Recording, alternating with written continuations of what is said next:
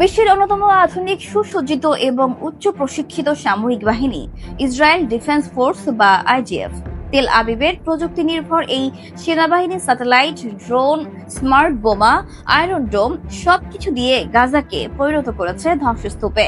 তবুও তাদের সামনে এখনো একটাই আতঙ্কের নাম, হামাস।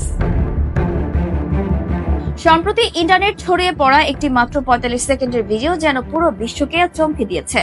ভিডিওতে দেখা যাচ্ছে হঠাৎ করে অতর্কিত হামলায় কিভাবে গাজার একটি অভিযানে ধসে পড়ে ইসরায়েলের সামরিক ইউনিট। ভিডিওতে দেখা যায় গাজার একটি বহুতল ভবনে অভিযান চালাচ্ছিল আইডিএফ।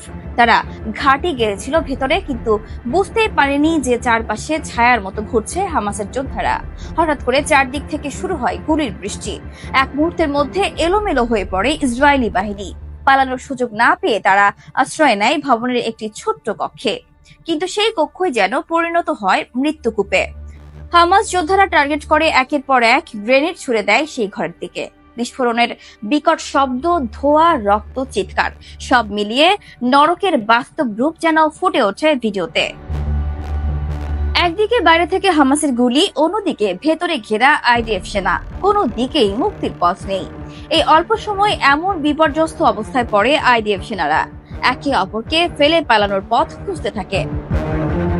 এই ভিডিওটি সামনে আসার পর আন্তর্জাতিক অঙ্গনে আলোচনা তুঙ্গে, কারণ এটি কেবল এক হামলার ফুটেজ নয়, এটি একটি প্রতিরোধের প্রতিচ্ছবি, যেখানে একদিকে প্রযুক্তির পরাকাষ্ঠা, অন্যদিকে ঈমান, মাটি ও আত্মত্যাগের মানসিকতা।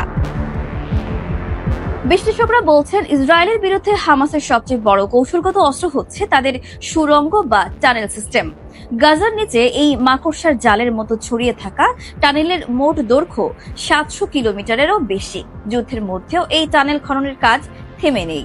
ইসরায়েল বারবার চেষ্টা করেও এখনো পর্যন্ত মাত্র ২৫% টানেল ধ্বংস করতে পেরেছে, তাও নিজেদের দাবি অনুযায়ী। এই টানেল দিয়েই হামাস চালিয়ে যাচ্ছে অতর্কিত হামলা, সরবরাহ কার্যক্রম এবং গোপন চলাফেরা। এমনকি ইসরায়েলের নজরদারি স্যাটেলাইট, সেন্সর আর স্পাই ড্রোনও এই ভূগর্ভস্থ টানেল থামাতে পারছে না। তেল আবিব স্বীকার করেছে, গাজায় চলমান আগ্রাসনে এই পর্যন্ত ৮৪৬ জন আইডিএফ সেনা এবং ৬৯ জন পুলিশ কর্মকর্তা নিহত হয়েছে।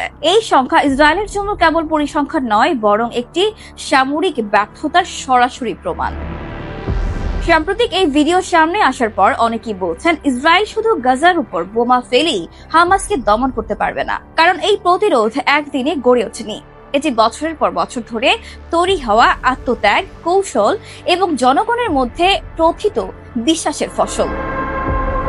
এই ভিডিও এবং বাস্তবতার সামনে আজ প্রশ্ন উঠেছে, এত ধ্বংস, এত রক্ত, এত আগ্রাসনের পরও কেন থেমে যাচ্ছে না হামাস? কেন গাজার ধ্বংসস্তূপ থেকেও উঠে আসে প্রতিরোধ? এর উত্তর একটাই, ফিলিস্তিনিরা লড়ছে স্বাধীনতার জন্য, আর সেই আত্মিক শক্তি কোনো যুদ্ধ বিমান, কোনো ড্রোন, কোনো আয়রন ডোম থামাতে পারে না।